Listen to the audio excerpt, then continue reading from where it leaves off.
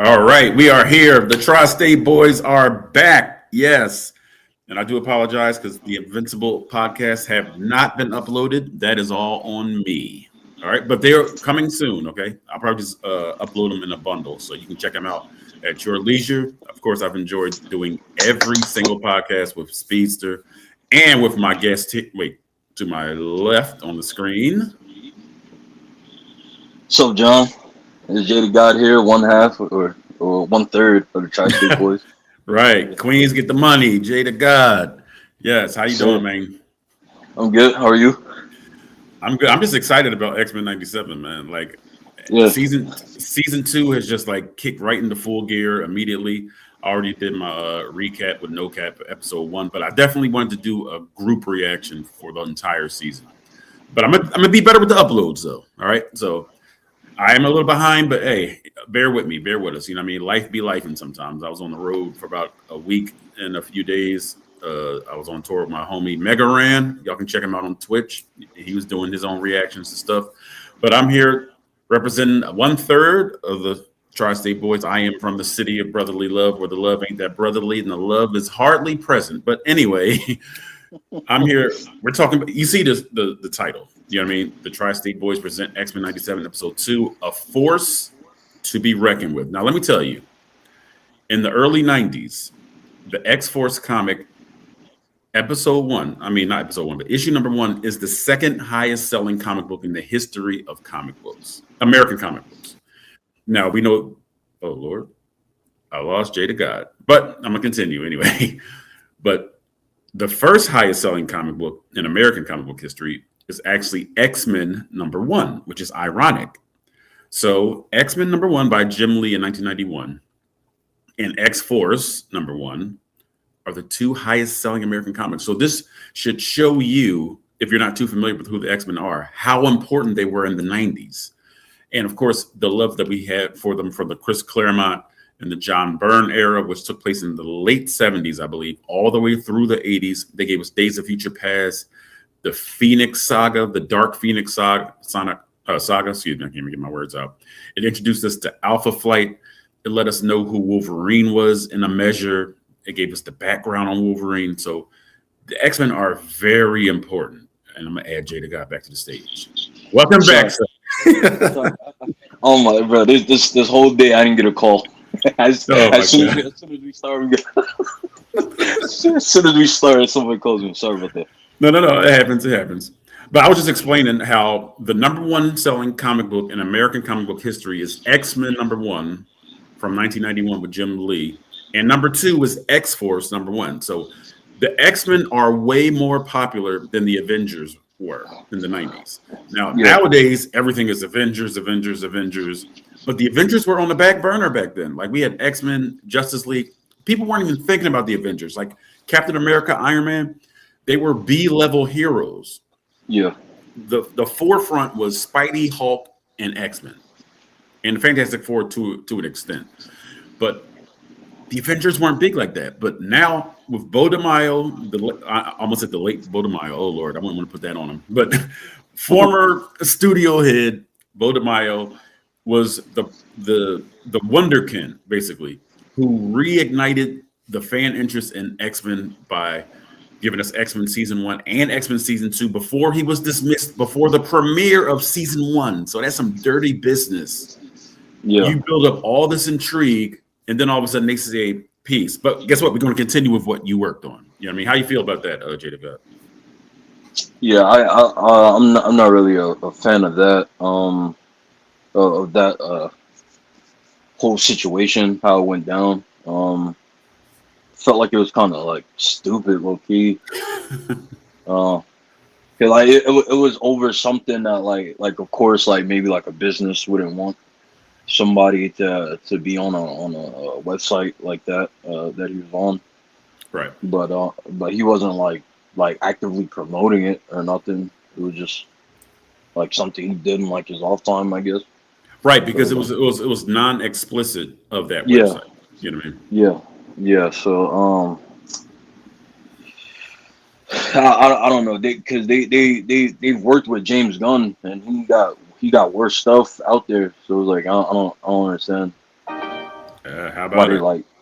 Yeah, so it's kind of unfortunate, but yeah, I'm old enough to have been a fan of Marvel before the MCU. So I've kind of even though I was a kid, I was able to see the change from like going from Spider-Man, Hulk, Wolverine to now what you said, everything's just like Avengers now. Hmm. Even the video games back, like you played the video games back then, you could tell it was made for the MCU because of who they focused on. Right. Like the old I think it was called X-Men Legends, and then there was Marvel Ultimate Alliance. Like Hmm. even Ultimate Alliance, it had the ensemble cast of most of the Marvel superheroes, but it still had that like X-Men focus. Right. And a lot of people might not understand, like, well, why didn't we talk about X-Men? And I know it's supposed to be about X-Men 97, episode 2, A Force to Be Reckoned With. We're going to get to it, but this is the direction that the organic conversation is going. So I feel like we should go in that direction. All right. So people are like, well, I never heard of the X-Men. I only care about the Avengers. That's fine. But in 1995, 1996, Marvel went bankrupt. I mean, they went bankrupt. They filed Chapter 11. So in order to stay afloat, they licensed out most of their properties. They licensed out the X-Men and the Fantastic Four to Fox. They licensed out the Incredible Hulk to Universal, and they licensed out Spider-Man to, you guessed it, Sony. So for all these years, Fox were the only ones that could make X-Men movies. Okay, Sony was the only one that could make Spider-Man movies. That's where we got Tobey's Spider-Man trilogy. That's where we got Andrew's Spider-Man duology. It was supposed to be 3, but it was only 2. Then they did the reboot. But the MCU was like, we need Spider-Man. You know what I mean? So I don't know if maybe the X-Men was playing hardball with the MCU, and maybe that's why they never had a collaboration, Jay. But they definitely made Yeah, sure they had collaborations with Sony for Spider-Man. I think Fox would have probably played ball if it was just like a singular character, maybe. Yeah, maybe. Yeah. Now the MCU, they can make collaborative ensemble cast movies with Hulk, but they cannot do a solo Hulk film or a Namor solo film because they also have the rights. Universal also has the rights to Namor, I believe. But I don't know if the rights are I know. reverted yet. But in the meantime, when the MCU became big, and again, they weren't using any of the Fox characters, they played hardball with the X-Men and the Fantastic Four. They even canceled the Fantastic Four comic book so you could focus on the Avengers. The X-Men were kind of put on the back burner, and they put the Inhumans to the forefront. I don't know if you remember that, Jay, but they were Yeah, trying to yeah, push the Inhumans, but the comic book world didn't care about the Inhumans. They're like, we want the X-Men, so they're saying we want X-Men, we want X-Men. Even in that garbage She-Hulk series, which sucked. Okay, at the in the finale, Jennifer Walters' character, she breaks the fourth wall. Like She-Hulk always yeah. broke the wall, like before Deadpool did it. Okay, she wasn't as Mhm. goofy. So she looks right at the camera and says, "People are wondering when are the X-Men coming." So that might have been a lot of people's first like acknowledging of who the X-Men were, because everybody is wondering when are the mutants coming, and they finally said in Wakanda Forever after they got the rights from Fox, the first mutants. They couldn't even say the word mutant because of the Yeah. ownership of Fox. So I said all that just to say the X-Men are coming, whether you like it or not. The intrigue is being built. I hope they cast them correctly because I love what the MCU did with the Avengers. I hope they give the X-Men the same treatment and the same care. Yeah, I'm really looking forward to the X-Men. It's about time that they got their shine uh, properly, so to say. Yeah, I understand exactly what you mean because it'll be tough because people might be wanting a whole bunch of solo films, but you don't want to give solo films to X-Men except Wolverine. Because the X-Men is they're a cohesive group. They bounce off of each other. You know what I mean? Like you can make a Spider-Man movie, Iron Man, Captain America, Black Panther.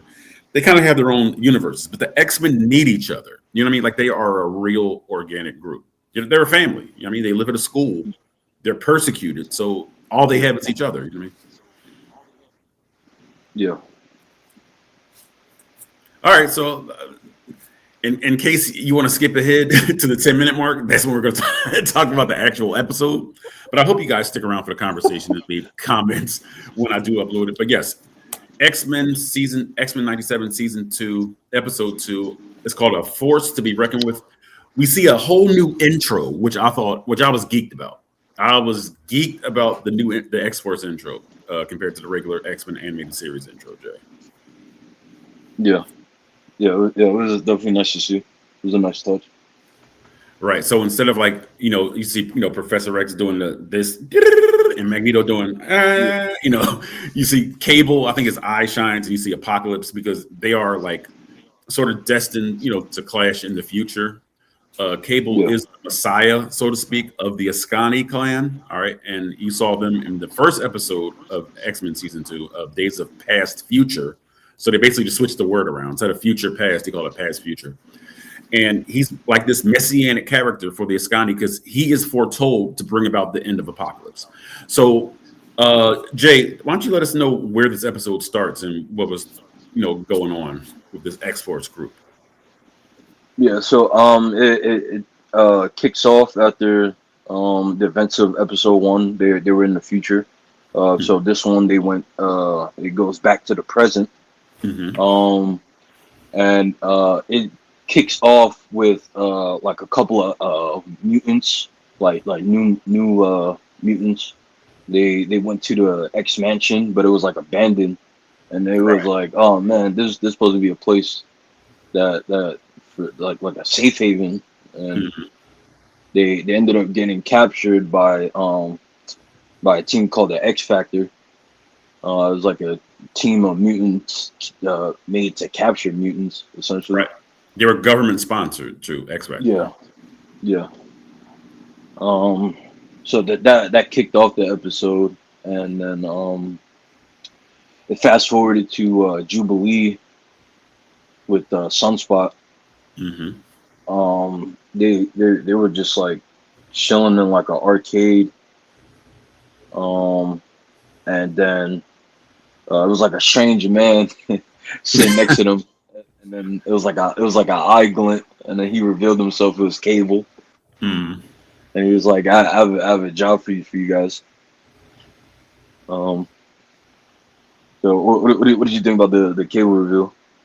I love Cable. It's like when you watch the intro, you kind of get an idea that that's going to be Cable, especially with the glowing eye. So Yeah. I appreciate the fact that they introduced Psylocke onto Cable's team and Archangel, because in the comic books historically, they had a thing going, Archangel and Psylocke. And Archangel, after he was transformed from Angel into Archangel by Apocalypse, he was a darker character. And Psylocke has always been a dark character too. So I like the fact that they were paired with Cable, because that was one of the reasons why a lot of the original X-Men didn't like Cable, because he was an extremist. Like, he wasn't talking about like peaceful coexistence like Professor X was. Like, he was like, well, Jay, I'm gonna let you talk about like, Cable's extremism. So they're like on this. I like the cargo jet. Like, you might think I'm just glazing the whole thing, but I just like the details. Like, they have like a regular looking jet with like, they souped it up somehow, like the engines, whatever. They're traveling in this big old 747. It's only 5 people on board: Cable, Psylocke, Archangel, Jubilee, and Sunspot. And Jubilee and Sunspot are basically being given a crash course on Cable's method of handling business. You know what I mean? Yeah. He definitely I would say he most definitely doesn't have a rogues gallery, because he gets rid of them. Right. Which makes perfect sense. It's like, hey, I ain't got to worry about public enemy number 1, because boom, you did. Yeah, but in the same bar, he pretty much gives them the rundown of the mission report. He tells them about one of Apocalypse's one of his 4 horsemen. Right. His name was War. So the whole first like 10-15 minutes was them chasing after War, trying to find him. Dude, it was like a carnival going on. Yeah, they were trying to hide amongst them. or something. Yeah.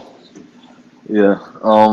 No, that was actually the original War from the original series. Wow. So I mean, with the bowl haircut and everything, like, it was the same character from it's called Come the Apocalypse. I think that's episode 5 of the first season of X-Men animated series from the early 90s. So yeah. So as they're chasing after him, he spotted Jubilee, I think, and yeah, then she's he that started bright running. raincoat on. Like, yo, Yeah. come on, girl, go get a black coat. And then it was Archangel. I think he's like spotted him up from above, and then it was him and Psylocke giving chase to him, and then eventually it led to like an alleyway that led to like the beach, and then they captured him, and then they tied him up to a tree. He was knocked out by this point. Mhm. And then they had Psylocke try to go into his mind to pretty much try to see any whereabouts or other plans that Apocalypse might be doing, so they could have a jump on him. But she said during the when she went inside his mind, it was like he was still like trying to like block out memories, so it was still hard to read everything. Yeah, because Apocalypse is impervious to telepathy, so you can't read Apocalypse's mind or whatever. So I think he passed that along to the Four Horsemen as well. Like you can't like get a whole bunch of like information. You know, Professor X will just go, "Hold on," just snatch everything. Well, you can't do that to Apocalypse and his henchmen. You only get like bits and images and stuff like that. Yeah. So as he's still knocked out, man, Cable pulls out the gun and he heads it to Archangel. He's like, "All right, you could get rid of him." He told either Sunspot or Jubilee to do it first. He said, "As soon as you get what you need, get rid of him." I was like, "What?" Yeah. No, it was Jubilee, but she spoke up and she was like, I don't kill or this is something that Professor X wouldn't do or something like that. She said something to that effect. Yeah. And then he was like around here we are the authority. And then he just walked away like he knew Archangel was going to pull the trigger. Yeah. And then all you hear is a gunshot. The camera pans away, you hear a gunshot, and then it shows like the waves hit the rocks. That was funny. and then it pans back, and his lifeless body just topples over. I was like, oh, wow, they really showing it. Right. So that means that Archangel was so close that it shot through the ropes that was holding him to the tree. Yeah. Because he was face down. It's like a blam, boom. Next thing you see, just the top of his head and his body is gone. Oh my God, that was actually funny. I probably shouldn't be laughing at something like that, but I was cracking up because of the extremism of it all. Yeah. Yeah, I was just happy they took it there. Like I like when shows are still like it's still like a PG-13 rating. Like if it's still that rating, they can still like push the boundaries. I like when shows do that. Yeah, I like it too because it's not insulting your intelligence. Yeah. Most of the time, it's like, okay, we'll take him to jail, and it'll break out 5 minutes later. You know what I mean? So it's almost like watching Batman. You're like, Batman's like, no, let's save these guys. And you're like, okay, a week later, you're going to be having a new episode with Killer Croc or the Joker. But Cable don't play that. Cable's like, get rid of him. It wasn't like, oh my, we don't know what to do with him now. Should we call? No. He like, yellow. So I know they extracted, was it Emma Frost? Is that what they got from War? So I think this. Yeah. So they basically have to fly to New York. It was kind of like a play on words because she was like his diamonds that's like blocking my memory. Right. And then that of course that's like one of Emma's powers, so it kind of like tied in. Yeah, so basically they had to like use like intellect to figure out, who was the only person they know that could turn into diamonds or be associated with diamonds. It would be like if you think that's a cop out to the viewing audience, it's almost like somebody interrogating a hood in Gotham City and he's saying playing card. Like how in Gotham City playing cards are associated with the Joker. So just to let y'all know that it does make sense. You know what I mean? Like they had to reasonably figure that out. So they have to fly to New York, where Jada God's from, and because that's where the Hellfire Club or the Inner Circle is located in New York. So it looked like Emma Frost was like running the Hellfire Club, like she had her own office and all this other stuff. So they basically infiltrate the Hellfire Club. I mean, they have like regular civilian gear on, and they get in to talk to Emma Frost. And I think they ask Emma to come with them, or it was something about information that she had. Like she was Emma Frost is more of an information broker in this episode. Yeah. I think I think Cable offered something, and that's why she came, if I'm not mistaken. Yeah, and I apologize for not remembering because, like I said, the stuff's been happening. But yeah, they reached some kind of compromise. Okay, and I think was it to track down other mutants, or was it to track down Apocalypse? I don't think it was Apocalypse. I don't think it was him per se. I think it was like to chase another lead. Okay, because it turns out like I don't know if Emma Frost set this trap for him, or she's like double dealing. Like I think maybe X Factor goes to Emma Frost for information about rogue mutants as well. But because when X Factor sprung the trap, it's like Emma Frost was kind of like sort of like gotcha or something like that. Yeah. So then we see probably the most popular incarnation of X Factor, which is Havoc, Polaris, Strong Guy. Was Multiple Man and Wolf's Bane in episode 2? Yeah. Okay. So that was now for an X-Men mutant, comic book fan. I loved seeing X-Force go head to head with X Factor because X Factor is actually a government-sponsored mutant group. All right. And I don't know if you guys remember from X-Men 97 season 1, but Val Cooper, the blonde-haired lady with the glasses, she's the government liaison for X Factor. But in season 1 of X-Men 97, they just made her just the general mutant liaison. You know what I mean? So she was more associated with X Factor. So they have this fight, and I think was it aboard like a helicarrier, like Shield or something? I don't know if it was Shield, but it was some type of aircraft. Yeah, it was like some big flying thing. You know what I mean? So it might have been a helicarrier, maybe not the Shield helicarrier, but they have a great little like back and forth. You see the powers of the different mutants fighting each other, and I believe was Jubilee captured? Yeah. She was captured and she was locked up. Right, she got captured and X-Force retreated. I think X-Force retreated and they left her there after they freed all the mutants. She got caught and Cable was like, "We out." You know what I mean? So that was, again, another example of his extremism because, of course, Wolverine would never go for that. He's like, all of us are leaving together. Yeah. And that harkens back to the two-parter of X-Men, the original series, when Morph got captured by the Sentinels. Cyclops is like, "We got to go." And Wolverine's like, "More!" So, again, this is the difference between Charles Xavier's philosophy and Cable's philosophy. Yeah.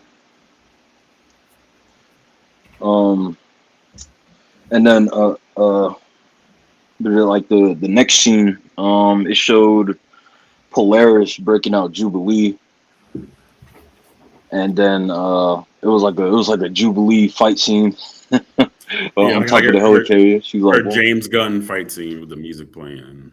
Yeah. Much better than Supergirl, but I ain't gonna speak on that. Yeah. Now, Jordan, you might not be old enough to remember this, but Skechers made a line of sneakers that actually had roller skates on them. Do you remember those? Or yeah. So it was called Heelys. Heelys. Okay, so you know about it. Yeah. I didn't even know the name. So Jubilee she was skating on them. She was skating on them, shooting fireworks. It was nice. I actually like Jubilee being more active because, in the first series, she was kind of like, just babysitting Professor X, a man in a wheelchair. And she was never really in the field like that. So I'm not mad about her being a little more like aggressive and being capable to hold her own, excuse me. So I'm not mad at that at all.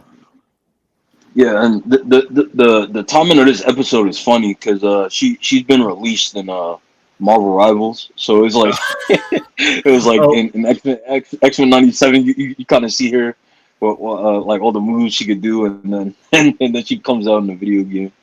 all right. So It's kind of funny timing. I'm gonna tell on Jada God right now. Jada God is a Marvel Rivals savant. Like we play like in well, I don't play, I watch. So I watch them play in Discord. Jada God is like the Cable of Marvel Rivals. Like Cable is like the leader of X Force. Jada God is the Marvel Rivals leader. So I don't. Did you reach Grandmaster yet? Or Yeah, I did. okay, so he probably will never play again because he don't want to lose that status. Teaming up with what you call them, sweaty bums or whatever you call them, sweaty Yeah, dudes. yeah, So Jada God is the Marvel Rivals expert, and I like how that's translated to Jubilee's action animation in X-Men '97. And when she was rescued and she went back aboard the ship, mhm, there were a lot of known mutants that they rescued from that facility on that helicarrier. But again, I'm drawing a blank because I didn't upload this or we didn't record this as soon as we watched the episode. But maybe I should go back and just do a little like addendum and show you all the non-mentioned mutants that are in that. But she basically told Cable like, if I'm going to stick around, and Sunspot kind of backed her up, like we can't just arbitrarily kill people because we're no different than the people we fight, like Apocalypse, because Apocalypse is an yeah, extremist. But yeah, if you look at the character of Cable, he has to be a monster to take down a monster like Apocalypse. So Cable is not wrong.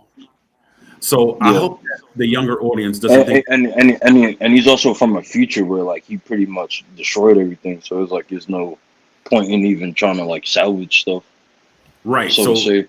So Cable being in the present is trying to avert that future because Yeah, Apocalypse he kind of comes here and there in the present, but he's ruling in the future.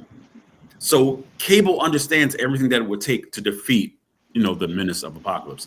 So I really enjoyed this episode for a nostalgia hit like me. This was just like butter on toast. You know what I mean? Like toast. Yes, that's my neighbor screaming. So I just really appreciate the fact that they don't ignore the comic fans and they're not trying to like carve out a whole new niche of X-Men and say, you've never seen the X-Men like this before. You hear them? Anyway, so yeah, I can appreciate that. So yeah. I think the young man is autistic, so I give him a pass. But no, seriously, I think he Oh, is. okay. But anyway, so I appreciate the fact that Bo DeMaio, you can tell he was a fan of the X-Men comics and the cartoon. So Yeah, while this is an adaptation, he's still showing love to the comics and to the source material. And thumbs up to Bo DeMaio. I hope you get rehired, or I hope you go on to do something better than the way MCU has treated you. So let's go to grades, Jada Guy. What's your grade for X-Men '97 Episode 2 of Force to be Reckoned with?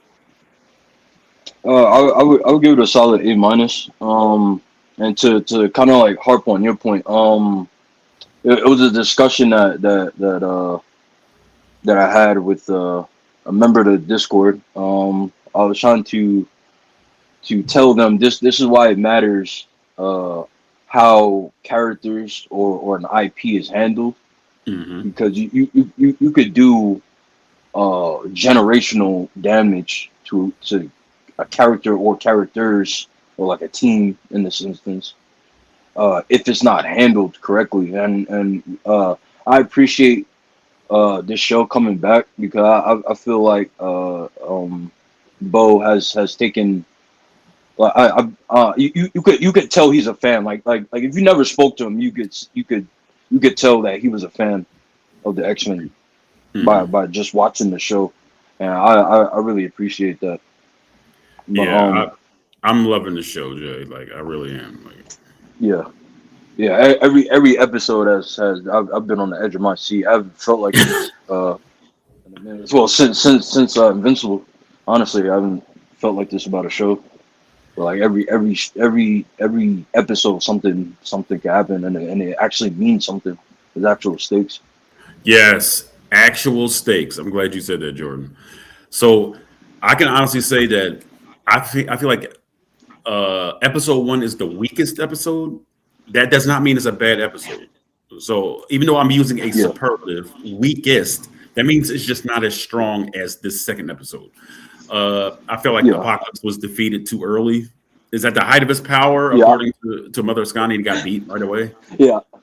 Yeah, I took episode one like some video games do this where they give you all the power ups on the first mission, like you're fully powered and you're just running through everything, Yeah. and then they like finally it gets taken away at the end of the mission, then you like back to like your starting point. That's kind of how it felt with episode one because of how easily he was defeated. I feel like it was a good appetizer as well. It's like we were introduced to Mother Ascani. She's the one that basically teleported the X-Men to the future and to the past. I didn't know she had that kind of power. And I love the fact that they put all this respect on Storm. Like Storm is not shelved. She is not on the back burner. But enough about episode one. Regarding episode two, I appreciate the grit of X-Force. I appreciate the dynamics as far as Cable's approach to handling mutant threats as opposed to Charles Xavier. Because like I said, Cable's not wrong.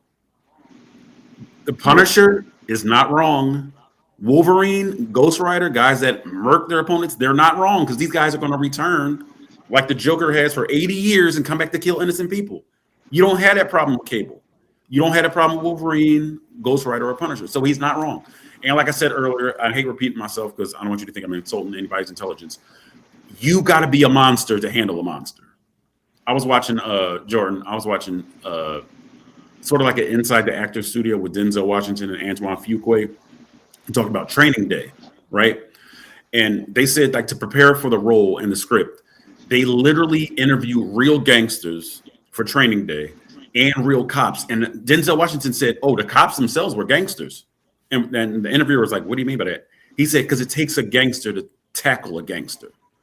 So Professor X will not work to take down Apocalypse. Not with his philosophy. It won't work. Yeah. But Cable's philosophy, because Cable's future is shaped by Apocalypse himself.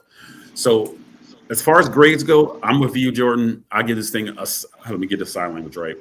I'm gonna give it a solid A.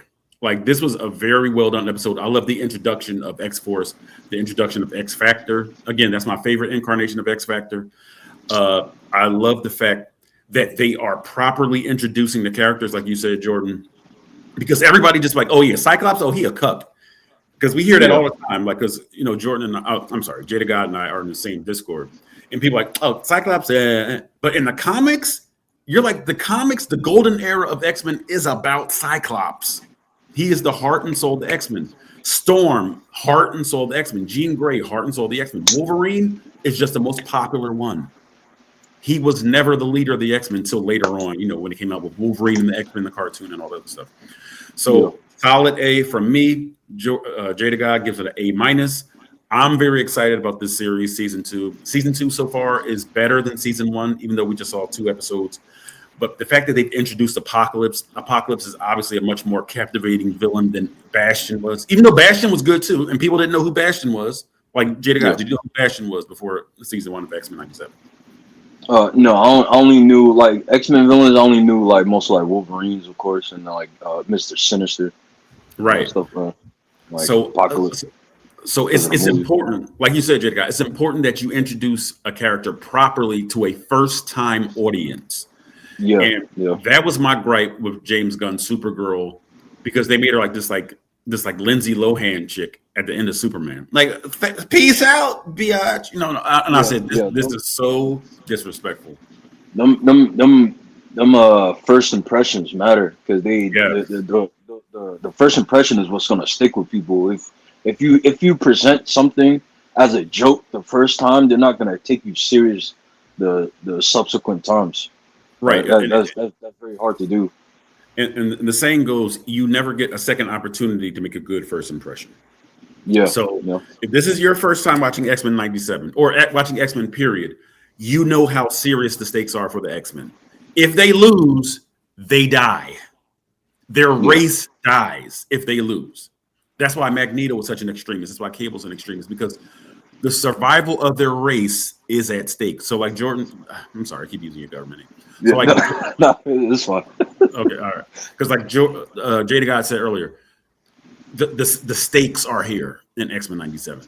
So we got the Tri-State Boys, 2 of the 3. You know, we wish Speedster the best in whatever he's doing because he's more of a Transformers guy. He's not really an X-Men guy. So hopefully he can be here for the next one. We can sort of like introduce him to X-Men as well because, you know, Jada God loves X-Men. I love X-Men. Obviously, I've loved X-Men longer than Jada God has been alive. So I'm definitely a fan. Jada God is definitely a fan. We are the Tri-State Boys. We will see you next time for X-Men 97, Episode 3, coming at you guys soon. Peace.